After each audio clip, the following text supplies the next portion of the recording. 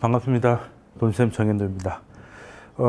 이번 주 모든경제는 6월달 FOMC에서 연준이 하나 확실하게 한 게 있죠. 뭐 경제 회복은 좀 오래 걸릴 것 같고 뭐 여러 가지 뭐 그것 때문에 잠깐 시장이 흔들리기도 했고 여러 가지가 있었습니다만 확실하게 한 건 제로 금리는 앞으로 한 2년 정도는 무조건 갈 것 같다는 건데, 물론 그 이후로 올린다는 게 아니고 그때까지는 그냥 그 제로 금리가 확정이고 그 이후에도 그때 가서 판단하겠다는 건데요. 아마 더 길어질 가능성도 없잖아 있습니다. 금리 인상 언제 할 겁니까? 라는 기자의 질문에 금리 인상이요? 생각도 하지 않았는데요. 이런 이례적인 발언을 할 정도니까 이제 그 말인즉슨 경기 회복에 대한 불확실성이 높아졌다는 증거이기도 하고, 그리고 또 시장에서는 또 유동성에 대한 고민을 좀 할 수밖에 없는 상황이기도 하고 한데요. 그러다 보니 지금 이제 간극이 크지 않습니까?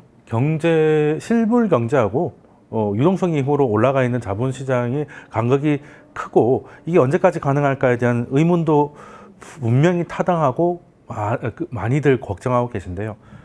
사실 뭐 역사적으로 보면 금융이 그 실물 경제보다 늘 앞서갔던 부분도 사실은 사실이죠.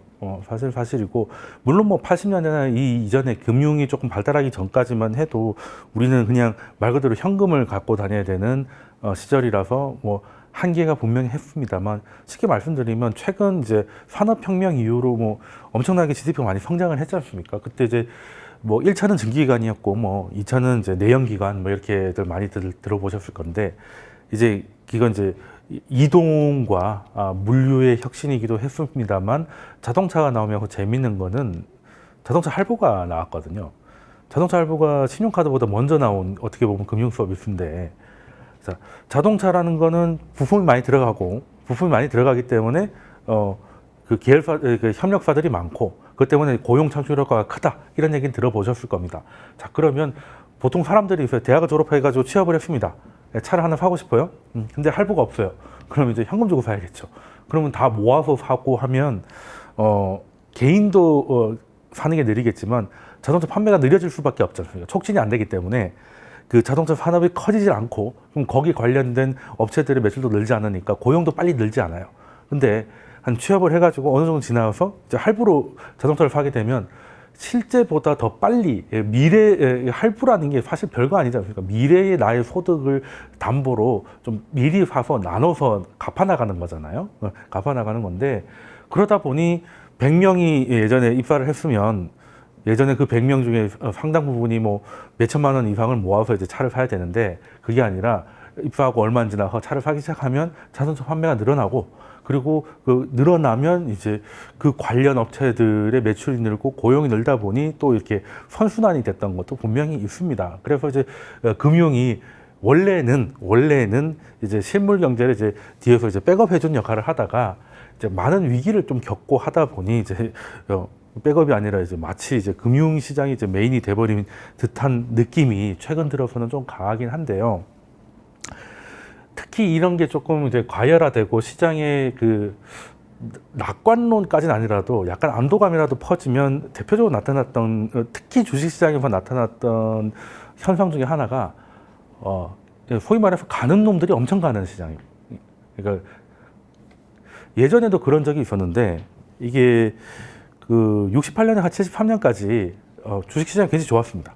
굉장히 사실 그 전 상황을 보면 좋게 힘들었거든요. 뭐 일단 냉전 때문에 분위기가 살벌했고요. 분위기가 살벌했고, 뭐 지금 미국과 러시아의 차이는 뭐 어마어마하지만 당시에 소련과 미국은 뭐 서로 굉장한 경쟁 관계였고, 일부 부분에서는 소련이 굉장히 강해서 그 공산화에 대한 두려움도 미국에서도 굉장히 많았던 시절이기도 합니다. 그리고 이제 베트남전도 터지고 여러 가지 문제가 생겼는데, 그 결과로 그때 그 시장, 근데 주식시장은 의외로 굉장히 강했습니다. 왜 강했냐 했더니, 그때 쉽게 말해서 가는 놈들이 막 가는 거예요. 그러니까 조금 공부를 해보신 분은 아시겠지만 니프티 피프티라고 해가지고, 피프티는 50개라는 뜻이죠. 그러니까 뭐 이제 그냥 속된 말로 깔쌈한 50개 뭐 이런 게 있는데, 지금 우리나라도 그렇지 않습니까? 뭐 네이버, 카카오라든지 뭐 아니면은 2차전지 관련주라든지 이런 몇 개가 지금 상승을 막 주도를 했지 않습니까? 예, 당시에도 이 50개 기업들이 이제 시장 상승을 견인을 했단 말이죠. 그리고 그게 점점 가던 놈이 계속 가니까 어려운 말로 밸류에이션, 뭐 퍼가 얼마고 하는 것들을 그냥 생각하고 그냥 쭉쭉 가는 겁니다. 이럴 때는 사실 초보들이 돈 벌기 더 쉬워요. 왜냐하면 주식 투자 좀 해본 사람들은 아무리 좋은 건 알겠는데 너무 비싸고 너무 많이 올랐는데 라는 생각이 좀 있는데, 모르는 사람들이 이게 좋다고 그냥 그 말 끝나기도 전에 사버리는 경우도 있거든요. 그래서 그런 경우가 가끔 있습니다. 가끔 있는데 그게 최근에도 약간 그랬고, 제 주변에도 1,500을 넘어가니까 이제는 좀 다시 팔아야 되겠다는 생각을 하시고 문의를 주시는 분도 많았고, 1,700을 넘어가니까 더 많아지셨어요. 그러다가 1,900 넘어가니까 고통스러워 하시다가 2,000이 넘어가니까 이제 말을 안 하시는데, 사실 뭐 그분들이 잘못된 건 아닙니다. 근데 이렇게까지 될 줄은 서로 몰랐던 것 뿐이고요. 그러면 이때는 도대체 뭐 어떤 분위기였나? 그러면 앞으로도 연준이 어쨌든 경제에서 가장 힘도 세고 가장 정보도 많고 경험도 많으니까 여러 가지 기관들의 전망치를 놓고 봤을 때 그래도 제일 먼저 봐야 되고 요것만큼은 챙겨 보여야 되는 게 연준의 앞으로의 현재 진단과 앞으로의 전망이잖아요. 그러면 연준이 판단은 경기가 좋아질 것 같으면 제로금리를 이렇게 거의 확정적으로 얘기하지 않겠죠. 나이키 모양으로 회복한다 하더라도 나이키가 생각보다 이렇게 각도가 많이 누워있는 나이키일 수도 있겠고, 그러면 이 말은 경기 회복은 생각보다 늦어질 수 있고 회복한다 하더라도, 그리고 회복을 할 텐데 하는 그 안에서 하는 애가 있고 계속 못하는 애들도 있을 거고, 여하튼 이런 식으로 될 건데, 그러면 유동성은 같은 이유로 더 많이 공급돼야 되잖아요. 경기가 좋으면 유동성 공급을 덜 해도 되는데, 심지어 긴축까지 갈 수 있을 텐데. 그러면 이런 시기에는 경기가 안 좋으니까 좋은 회사 돈 버는 회사 드물 거잖아요. 그죠? 경기가 안 좋으니까.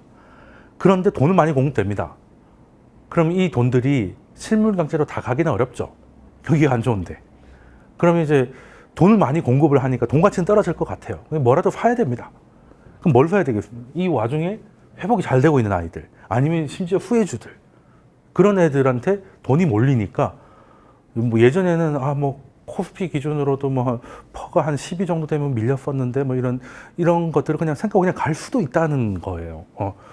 그게 성장이 프리미엄을 받는다. 이게 그 성장은 오히려 기회지고 유동성은 공급되기 때문에 그렇다는 건데, 제가 지난 모두 경제에서 사람이 살기에 가장 중요한 거는 물인데, 어찌 보면 없어도 아무 상관없는 다이아몬드가 훨씬 비싼 이유는 희소성 때문이다. 이게 경제학을 배울 때 처음 배우는 것 중에 하나거든요. 그러면 주식시장도 경제 회복이 느리니까 돈 버는 회사가 드물고, 돈 버는 회사가 드물기 때문에 거기에는 예전보다 10,000원이 20,000원이 되고 30,000원이 될 수 있는 희소성이 주어진다라는 게 지난 거였는데, 그렇다면 니프티, 피프티들은 그때 어떻게, 미국에는 뭐 우리보다 종목이 훨씬 많잖아요. 그 중에 50개라고 하면 우리나라 한 10개 정도로 추렸다고 보시면 되는데, 그때는 어떻게 이 아이들이 선택을 받았고, 결말은 어떻게 됐는지, 당시 좀 분위기를 좀 봐야 되겠습니다. 당시 분위기는, 일단은 냉전이, 이때 당시 니슨 대통령하고 이제, 물론 나중에 가면 뭐 고르바초프 나오고 더 되지만 그 초반에 이제 경쟁 관계만 치닫고 있던 미국과 소련이 걔도 화해할 수도 있겠다. 그게 살트라고 해가지고 합의가 일어나는데, 그러면 이제 시장이 낙관론이 펼쳐지는 거죠. 둘이서 이제 3차 대전이라는 핵전쟁으로 지구가 망할 줄 알았는데 꼭 그건 아니네. 그건 아닐 수도 있겠다. 라는 생각이 들었고, 그리고 그때 많은 시장이 열렸습니다. 소련이 꽉 잡고 있던 그 붉은 장막들이 다소 약화되면서 미국 자본주의가 이제 침투하는 지역들이 늘어난 거고, 그 말인즉슨 미국 기업들의 시장이 확대되고 있다는 거죠. 그러면 당시의 성장주도 뭐예요? 당시 유튜브가 있었겠습니까? 당시의 성장주는 뭐냐면, 지금 재밌는 게, 지금은 이제 왜 경기가 나빠지면 그래도 이제 보통 사치제 같은 건 좀 줄어들고, 뭐 정말 럭셔리는 좀 올라가긴 합니다만, 보통은 어떤 게 뜨냐면 우리가 치약 같은 거 경기 나쁘다고 하루에 이빨을 3번 닦다가 2번 닦고 그러진 않잖아요. 경기가 좋다고 해서 뭐 5분 단위로 닦는 것도 아니고 그래서 이제 이런 걸 특히 통신주 같은 거 경기가 나쁘면 오히려 통신으로 더 많이 하죠. 사람 만나면 돈 드니까 그냥 이제 폰으로 놀아버리는 거죠. 이제 그걸 보고 이제 경기 방어주다라고 하면서 대부분 필수 소비 집에 락다운으로 갇혀 있어도 써야 되는 것들, 뭐 먹는 것들, 뭐 생활 필수품. 근데 재밌는 건 우리가 지금 생활 필수품이라고 하고 있는 것들 대표적인 뭐겠습니까? 우리가 격리돼 있을 때 정부에서 이번에 막 보내줬잖아요. 생필품을 보내줬겠지. 설마 거기다가 플스 5를 넣지는 않을 거 아니겠습니까? 물론 그걸 생필품이라 주장하시는 분도 계시겠지만 그러면 이게 지금은 생필품인데 이게 처음 나왔을 때는 혁신이잖아요. 뭐 예를 들어 세탁기 같은 게 세탁기 처음 나왔을 때 얼마나 놀라웠겠습니까? 야, 이거 뭐 그 지금의 가전도 가전 30 뭐 건조기 뭐 이런 얘기 있지 않습니까? 지금 이제 다 알리는 그거는 이제 새로운 성장이 나오는 거잖아요. 그게 이제 다 쓰니까 이제 그냥 일반 소비재가 되는 건데 그리고 안 쓰는 사람이 없으면 이제 이거 없으면 삶의 질이 급격하게 떨어져 라고 하면 필수 소비재가 되는 건데 이게 처음 나왔던 시기에는 이걸 만들었던 회사들이 성장주가 되는 거죠. 지금의 이제 황 같은 것들이 아닐까 생각을 하는데 그리고 그때는 그냥 정치적으로 이렇게 시장이 열린 수준을 넘어서 그러면 정말 특히 뭐 베트남 이런 데는 뭐 특히 아시아 이런 데는 워낙 멀기 때문에 이거 갖다 배송료가 더 비싼 거 아니야? 뭐 이런 생각을 하는데 베트남 전쟁을 하다 보니까 물류를 많이 옮겨야 되잖아요. 근데 물류를 많이 옮기려고 하면 이제 그때 이제 컨테이너들이 나오면서 같은 배에다가 예전에는 그냥 쌓아갔다면 컨테이너 실었더니 거의 20배가 막 들어가고 보험료 안전해지니까 보험료도 6분의 1로 떨어지고 뭐 엄청나게 운송료가 거의 뭐 6분의 1로 떨어진 거예요.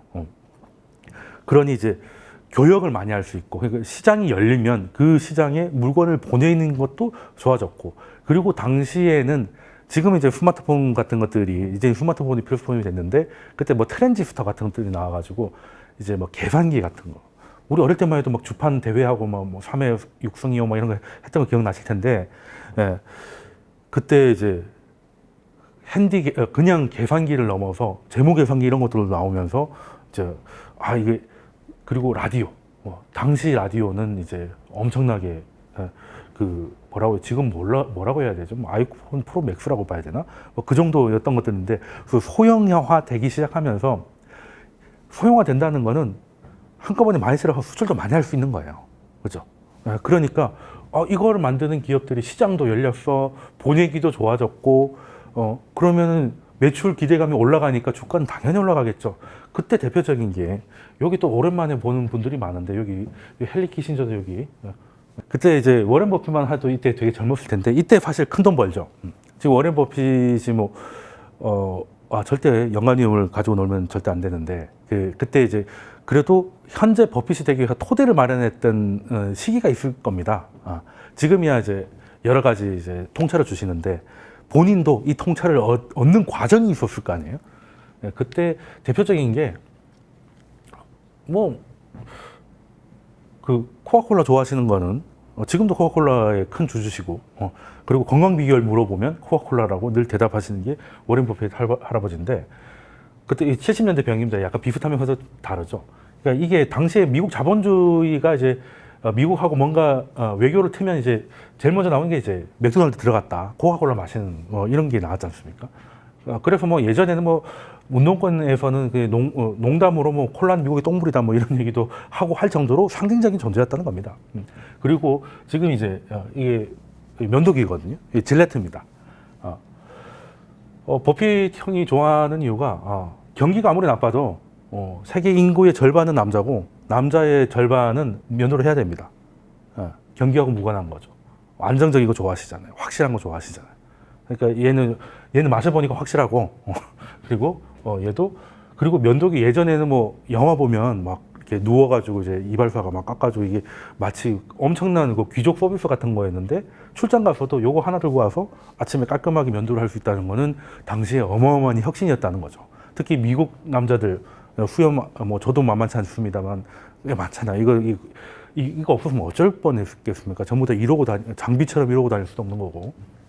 그러면 이 말이 뭐냐면 지금 이건 그냥 경기 방어주죠. 엄밀히 말하면.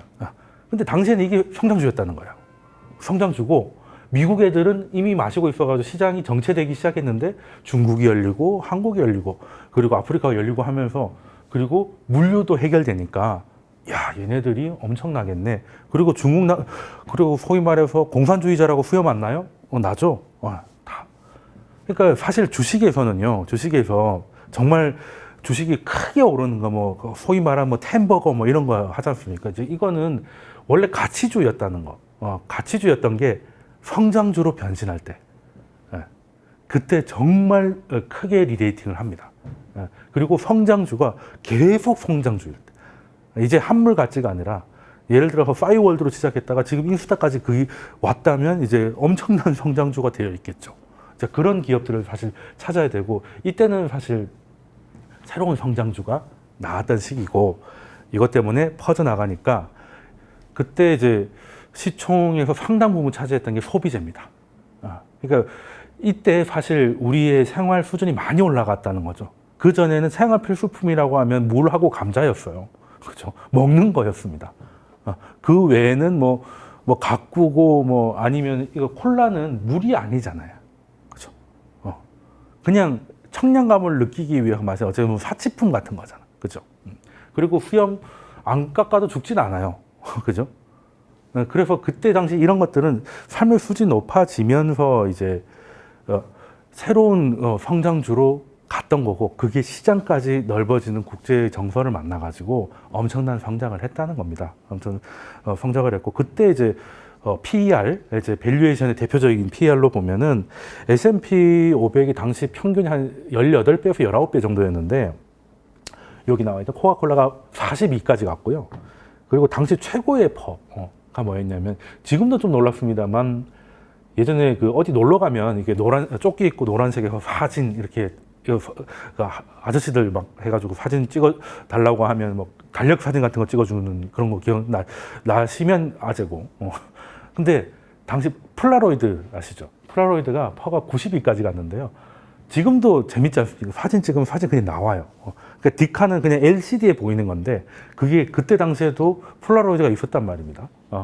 그러니까 이게 얼마나 신세계이겠어요. 디카가 나오기 전에 폴라로이드 보면 야 이거는 이제 더 이상 이제 커튼 치고 뭐 이상한 거 흔들지 않아도 사진을 바로 할 수가 있으니까 얼마나 대단한 거냐 라고 해서 그때는 뭐 코카콜라의 2배의 밸류에이션도 받았고 뭐 그런 시절도 있었습니다.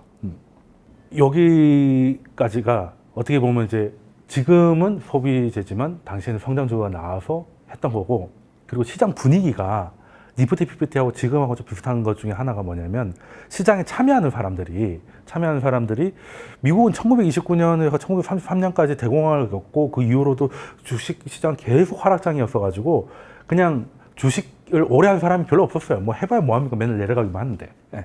근데 이때쯤 오니까 벌써 대공황은 30-40년 전이에요. 68년이니까 33년이면은 뭐 거의 30몇 년 전이니까 책에서나 보는 얘기거죠. 요즘 친구들이 IMF 때 이야기 듣는 그런 기분이다 보니 하락장이 뭔지 몰라요. 그러니까 처음 주식 온 사람들이 많아가지고 대공황이 그러니까 약세장을 몰랐던 거예요. 지금 근데 전 세계적으로 지금 우리나라는 동학 개미 운동 뭐 그리고 미국의 로빈 후드 뭐 이런 식으로 나오는데 이게 거기 학습 효과도 있는 거죠. 주식시장은 안 망하네. 예. 그리고 망한 적을 본 적이 없어요. 프레시맨들이 많은 거거든요. 프레시맨 많다 보니까 이게 원래대로라면 뭐 시장 대비 시장 퍼가 시장 퍼가 2배가 넘는데 지금 이걸 사야 돼. 약간 손이 좀 덜 나가는 분들도 있을 법도 한데 하락장이 무서운 걸 모르는 분들이 많다 보니까 좋으면 그냥 계속 사는 거죠. 여기 코카콜라가 보시면 S&P 500에 비해서 얼마나 밸류에이션이 높게 받았는지 여기서 나오는 겁니다. 그래서 시장 참여자들의 성향까지 이게 좀 더해졌는데 그것 좀 약간 지금하고 좀 비슷하지 않을까 하는 생각을 조금 해봅니다. 그럼 니프티 PPT는 어떻게 막을 내렸냐? 물론 뭐 닷컴 버블 이런 거에 비해서는 뭐 크게 뭐 붕괴는 아니었어가지고 뭐 잘 모르실 수도 있고 너무 옛날 얘기이기도 한데 73년쯤에 4차 중동 논쟁이 터집니다. 그 3차 때까지는 이스라엘이 뭐 6일 전쟁 뭐 이렇게 해가지고 뭐 그냥 압도적으로 이겼는데 4차 때는 좀 충격을 많이 받아요. 그래서 약간 흔들리기도 했고 가장 중요한 거는 3차 때까지는 미국이 원유 수출국이었다가 4차 때 수입국으로 바뀌어 있었습니다. 그래서 쉽게 말해서 중동에 채굴되는 원유의 중요성이 커졌는데 전쟁이 터졌고 이스라엘이 옛날 같지 않았다는 게 오일 쇼크를 부르게 되는데, 그래서 오일 쇼크가 중동에 전쟁이 나서 생긴 건 맞는데요. 첫 정쟁 1차, 2차, 3차 때는 별로 반응이 없다가 4차 때 이렇게 된 거는 미국이 수입이냐 수출이냐의 그 미국이 어떤 상태냐에 따라서 굉장히 중요했는데, 그래서 지금 이제 미국이 순수출국이니까 중독에 대해서 옛날보다 관심을 많이 잃었다는 주장이 나오기도 하는 겁니다. 근데 어찌됐든 오일 쇼크가 터져가지고 물가 많이 오르죠. 이건 비용이 증가해서 일어난 인플레이션인 거죠. 굉장히 슬픈 인플레이션입니다. 예, 그렇기 때문에 이거를 잡기 위해서 볼커라는 사람이 나중에 70년대 후반에 제가 태어나던 시기에 연준 의장이 돼가지고 그냥 물가도 잡고 제조업도 잡고 어쨌든 물가를 잡았죠. 근데 대단하신 분이에요. 워렌 버핏 할아버지는 폴 볼커를 가장 좋게 봤고 그 다음으로 이제 파월 의장, 현재 의장을 높게 쳐준다라고 얘기를 하시는데, 저도 이 파월 의장 좀 다시 생각하고 있습니다. 굉장히 그냥 예수면 그냥 조용히 있는 어르신인 줄 알았는데 해야 될 때는 그냥 확실하게 하시더라고요. 아무튼 원래대로 돌아오면 오일쇼크가 터져가지고 비용 관련, 그러니까 미국에서 이제 수출하는 것, 미국에서 채굴하는 원유보다 수입해야 되는 게 더 많다 보니까 통제가 안 되는 거죠. 원유 가격이 올라가니까. 그래서 나중에 물가를 잡기 위해서 금리를 올리고 뭐 이렇게 하다 보니 성장주들의 높은 밸류에이션이 더 이상 인정을 받지 못한 거죠. 그래서 던지기 시작했고 이제 그게 마무리가 됐다는 건데, 뭐 그러면 뭐 지금도 사실 새로운, 그러니까 언택트가 됐던, 그러니까 예전에는 있지 않았던 무형 자산을 가지고 있는 기업들에 대한 쏠림이 계속되고 있다. 당시 뭐 코카콜라, 폴라로이드 뭐 이런 거 비슷하게요.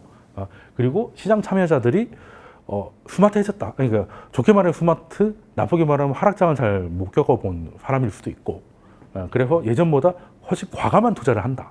얼마 전에도 운영사하는 친구를 만났는데 늘 하는 말이, 여의도 가서 운영사에 취직하면 돈 많이 벌 줄 알았는데 쥐뿔이 뭐 이런 식으로 막 신세한탄을 하는데, 이유는 안 봐도 압니다. 요즘 펀드 안 하죠. 다 직투하지 않습니까? 이것들은 어떻게 보면 잘 모르니까 전문가한테 맡기는 게 펀드 간접 투자인데, 뭐 이제는 자기들이 직접 종목까지 골라가지고 다 하잖아요. 이게 굉장히 적극적으로 바뀌었다는 거죠. 적극적으로 바뀐 것도 있고, 그리고 학습 효과도 있고 해서 그 시장 참여자들의 성향까지도 비슷하고 금리도 현재랑 비슷하게 유동성 공급이 꽤 많았었다라는 게 있었는데, 그러면 이것도 금리가 다시 올라가거나 유동성이 줄어들면 충격을 받을 수가 있겠네요. 네, 그렇죠. 그래서 연준이 어떻게 경제 상황을 진단하고 전망하는지가 중요하다는 겁니다. 근데 지금 연준이 어떤 상황이냐면, 지금 그냥 답은 미리 말씀드렸어요. 뭐 금리 인상은 생각도 해본 적이 없다고 하니까 지금 그거 고민할 필요가 없다는 거죠. 그러니까 배가 고파서 죽을 판인데 먹을 게 없어서 고민하고 있는데 나중에 이제 화장실은 어떻게 하지? 뭐 이런 고민을 하고 있다는 겁니다. 그리고 그러면 지금 당장이니까 뭐 팬데믹이고 하니까 그렇지, 조금만 괜찮아지면 또 이제 갑자기 확 돌아서는 거 아닐까? 이런 걱정이 들 수가 있는데, 연준은 뭘 보고 있을까요? 주가를 보고 있을까요? 뭘 보고 있을까? 연준이 좀 재미있는 표현을 했습니다. 연준 성명서 보면 딱딱하게 이럴 데가 없죠. 구글 번역 돌리기 딱 좋습니다. 물론 뭐 표현이 오모해서 그럴 수는 있는데, 왜 번역에 용이하다면 뭐 현학적인 표현이 없습니다. 그냥 이건 이렇고, 뭐 예전에는 이제 견고한이었다가 아니 강력한이었다가 뭐 이런 식으로만 바뀌는 건데, 의외의 감성적인 단어를 6월 FOMC에서 썼어요. 뭐냐면 이제 가슴이 아프다. 마음이 찢어진다는 건데, 뭘 보고 그랬냐? 주가가 떨어져서 그런 게 아니고요. 고용시장이 무너졌는데 팬데믹 때문이죠. 근데 소위 말하는 저항력 그리고 유색인종들이 그러니까 저질의 일자리가 양질의 일자리보다 많이 사라져, 너무나 당연한 얘기긴 한데 그 격차가 생각보다 커서 이 상황이 굉장히 가슴이 찢어진다라고 얘기를 한 거죠. 그러면 이거는 의도적인 표현이라고 봅니다. 연준이 뭘 보고 있는지를 알려준 거죠. 그러니까 지금 상대적 약자들의 고용 시장이 돌아오기 전까지는 주가가 좀 오른다고 해서 금리를 다시 올린다거나 지금까지 했던 정책을 되로 물리지 않겠다는 의지인 것 같고, 그리고 한 걸음 더 나가서 혹시나 우리들은 그럴 생각이 없는데 의회가 조금 경기 돌아왔다고 해서 옛날 같지 않을까봐 적극적인 재정 정책을 한 번 더 요청을 합니다. 그러면 여러분들이 생각을 해도 미국에서 고졸 혹은 고졸 이하의 학력들이, 그리고 유색 인종들이 팬데믹 이전의 실업률 상태로 돌아오는 데까지는 생각보다 오래 걸릴 겁니다. 표면적인 명목적인 실업률이나 고용시장보다도요.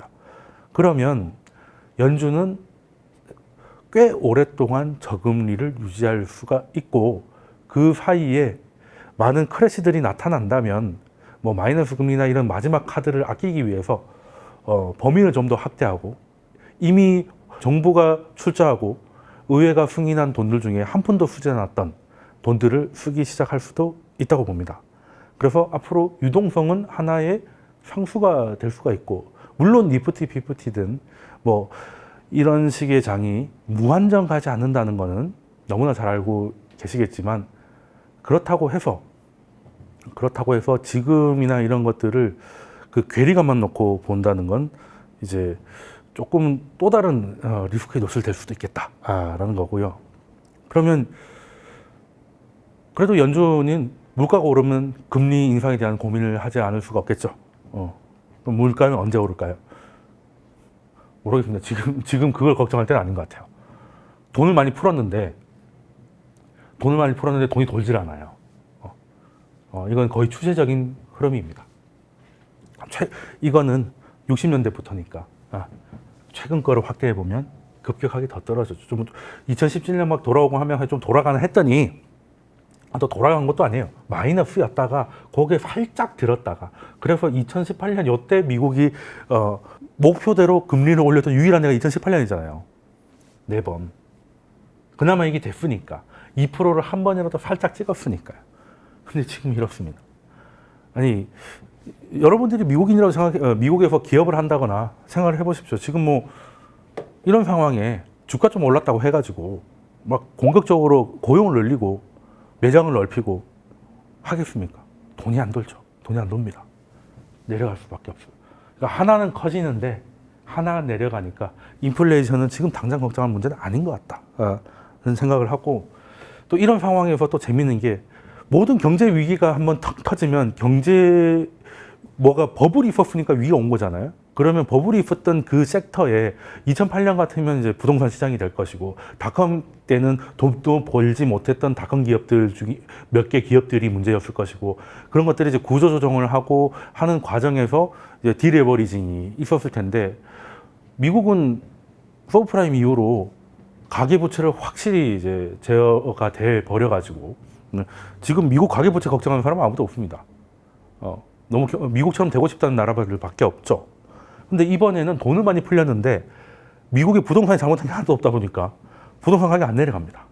근데 금리는 그냥 사라져 버렸어요. 그러면 또 부동산 시장 어떻게 될까?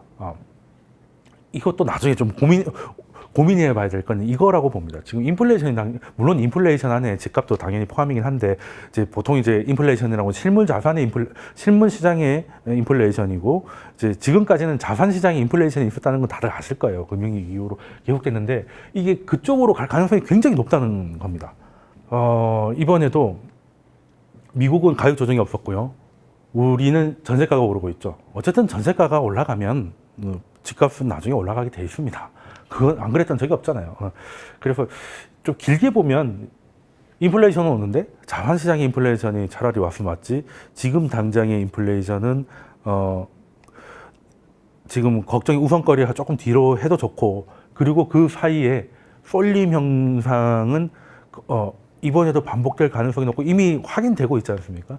이거에 대해서 투자자 여러분들이 자기 그 계좌 포지션에 대해서 고민을 좀 진중하게 해야 될 시기다라고 생각을 들고요.